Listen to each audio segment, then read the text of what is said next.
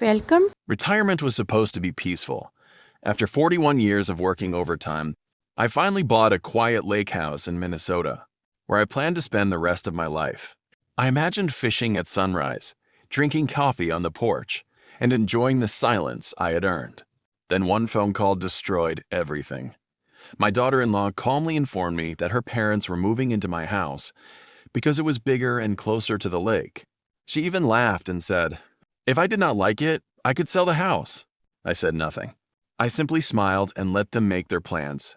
What they did not know was that I had already prepared something that would change all of our lives forever. My name is Jonathan. I retired at 65 after spending decades working as an electrical engineer. Every bonus, every overtime shift, and every sacrifice had one goal.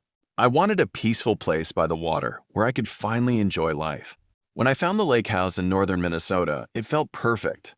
It was not a mansion, but it had everything I wanted. Tall pine trees surrounded the property. The lake reflected the sunrise every morning. For the first time in years, I felt truly free. My son visited during the first week and congratulated me. He said he was proud of everything I had accomplished. His wife seemed friendly that day, but I noticed she kept asking strange questions. She wanted to know how much the house was worth, whether I planned to update the deed, and if I intended to leave it to family one day.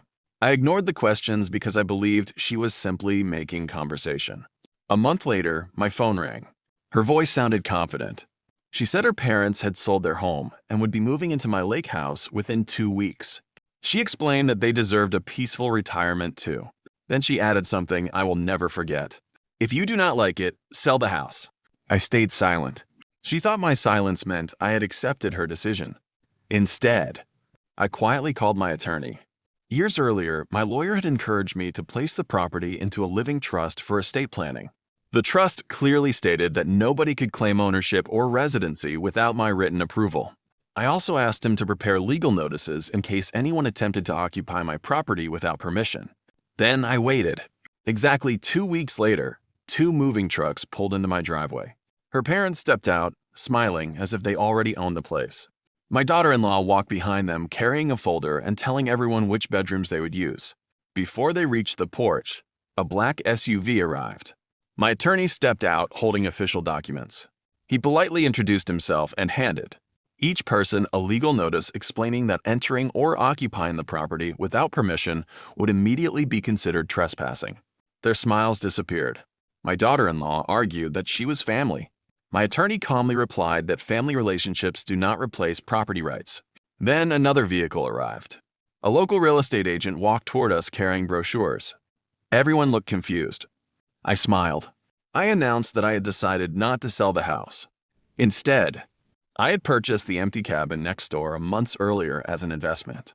I offered her parents the opportunity to rent that cabin at the standard market rate, if they truly wanted to live near the lake. The silence was unforgettable. They had expected a free home. Instead, they were offered a rental agreement. My daughter-in-law became furious and accused me of embarrassing her family. I quietly reminded her that she had publicly announced plans for my home without asking me first. Neighbors had already noticed the moving trucks and watched the entire situation unfold. No one defended her. My son finally spoke. He admitted he had never agreed to move anyone into my house and apologized for remaining silent, while everything escalated. Later that evening, he stayed behind after everyone left. He apologized again. He admitted he had allowed pressure from his wife to damage our relationship. I accepted his apology, but I also made one thing clear. Respect is never automatic. It is earned through actions. Over the next several months, my son visited often by himself. We spent weekends fishing, repairing the dock, and talking honestly for the first time in years. His marriage eventually faced serious problems because trust had been broken in many directions.